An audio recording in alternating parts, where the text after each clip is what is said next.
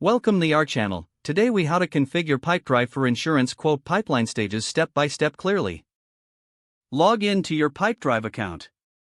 Navigate to the Pipelines section on the left sidebar. Click on Add Pipeline to create a new pipeline for insurance quotes. Name your pipeline something descriptive, like Insurance Quote Pipeline. Once you've named it, click on Create. Now, click on the first stage to rename it to something relevant, such as Lead Generation.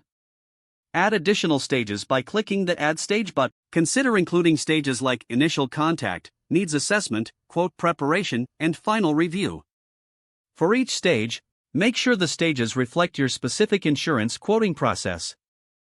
Once all stages are set, click Save to confirm your changes. Next, click on the Settings icon in the upper right corner.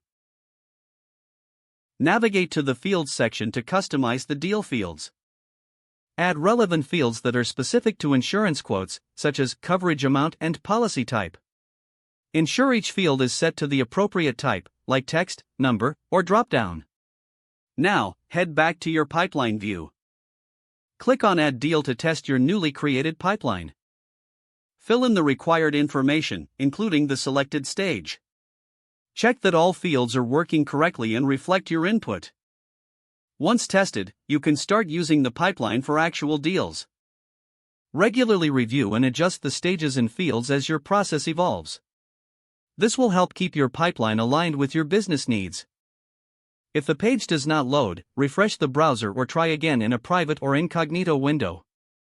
Make sure you are using the correct email address, then retype it carefully to avoid small typos.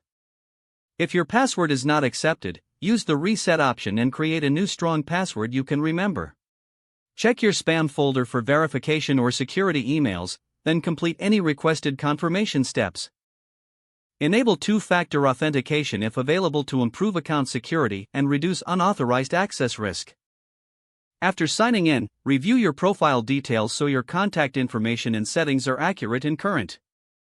If you see an error message, note it down and try again after restarting your device and internet connection. Log out when you finish, especially on shared devices, to keep your account and payment information secure. If the page does not load, refresh the browser or try again in a private or incognito window. Make sure you are using the correct email address, then retype it carefully to avoid small typos. If your password is not accepted, use the reset option and create a new strong password you can remember.